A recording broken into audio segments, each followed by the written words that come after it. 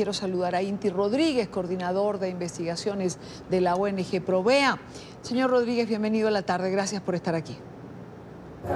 Hola, muchísimas gracias. Un saludo, Idania, un saludo para toda la audiencia y bueno, muchísimas gracias por el espacio.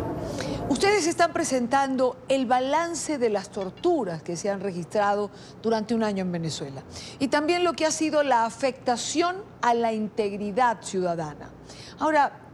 ¿qué significa o qué ha significado esta violación de los derechos de esta manera continua para el país? Sí, estamos presentando el resultado del balance sobre las violaciones al derecho a la integridad personal durante el año 2017, que está incluido dentro de nuestro informe anual correspondiente a enero-diciembre del año pasado, y que en el caso de torturas, de tratos crueles, de todos los distintos aspectos que comprenden el derecho a la integridad personal, revelan un dramático aumento de más del 500% en el número de casos de violaciones a la integridad personal con respecto al año anterior, el año 2016, ¿no? Estamos en presencia de más de 7.000 casos de torturas, de tratos crueles, inhumanos y degradantes contra personas detenidas, de casos de personas heridas, sobre todo en el contexto de las manifestaciones que se produjeron en el país durante los meses de abril y agosto del año pasado, un incremento importantísimo en el número de allanamientos ilegales practicados en distintas viviendas en diversas ciudades del país y una alarmante cifra de más de 2.450 casos de ataques a la población civil en zonas residenciales, en centros de salud, en templos religiosos, ocurridos en el marco también de la rebelión popular de las protestas ocurridas el año pasado. El gobierno de Nicolás Maduro, a partir del año pasado sobre todo, asumió una abierta práctica de terrorismo de Estado para intimidar a la población, para intentar inhibir o producir que la población se inhibiera de protestar y para castigar sobre todo la disidencia y las expresiones de descontento. Esta práctica de terrorismo de Estado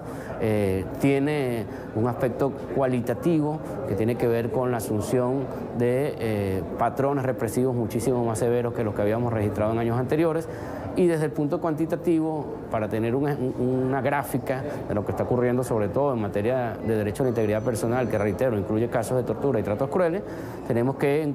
5 años de su mandato Maduro ha cometido más de 30.000 violaciones al derecho a la integridad personal, y eso, si lo contrastamos con los 14 años anteriores a su mandato, tenemos que en esos 14 años anteriores apenas 11.000 casos se registraron en todo el país. Entonces Maduro triplicó en 5 años la cifra que se había registrado en 14 años. Inti, ¿este informe será llevado también a la Corte Penal Internacional? No, directamente no. Esta información que hemos plasmado en este informe y en otros informes que hemos presentado con anterioridad ha sido enviada a las distintas relatorías de Naciones Unidas,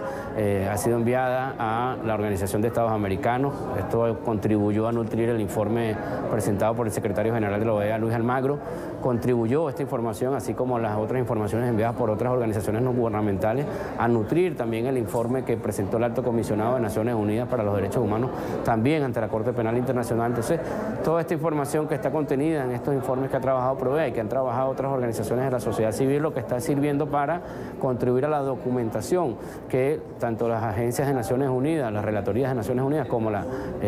organizaciones o los organismos del Sistema Interamericano de Protección de Derechos Humanos han presentado ante la Corte Penal Internacional y han presentado ante la comunidad internacional. ¿Cómo evalúa Provea, Inti, la situación en el Helicoide? Son más de 50 días que se mantiene a los internos aislados de sus familiares. ¿Qué busca el régimen cuando traslada 2 presos con boletas de excarcelación a cárceles comunes? Sí, esta situación del Helicoide lamentablemente tiene muchísimo tiempo, digamos, prolongándose, repitiéndose. Esta es la segunda rebelión que protagonizan los detenidos en el Helicoide, en este espacio que se ha convertido en un centro de torturas, un centro de arbitrariedades. Allí están recluidas personas que, como bien señalaban, están o poseen boletas de excarcelación, personas que ni siquiera han sido presentadas ante los tribunales, personas como el caso de Juan Pedro Lares, que ya está en libertad, pero que nunca fue, digamos, imputado por cargo alguno, estuvo secuestrado durante más de 9 meses sin ser imputado por la comisión de delito alguno, ¿no? Provea presentó un informe a comienzos de esta semana que indica que en el primer semestre del año 2018,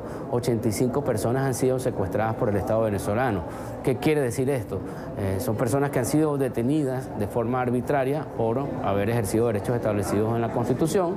y son personas que se encuentran privadas de libertad aún cuando tienen boletas de excarcelación emanadas de tribunales de la República o aún cuando no se les ha impuesto delito alguno. Es decir, personas que permanecen por entre 15 días y 6 meses detenidas, incluso mucho más tiempo, y en ese periodo de tiempo en que están detenidas no son presentadas ante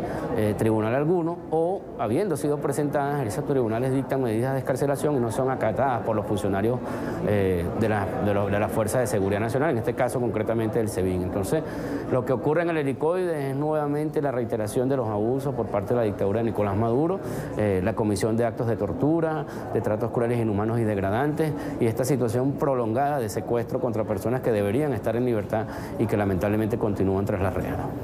Inti, ¿en Venezuela se ha apagado la protesta o el pueblo sigue en la calle de alguna manera y la información no llega? Sigue un alto ciclo de protestas a nivel nacional, sobre todo protestas demandando la garantía de derechos sociales vinculadas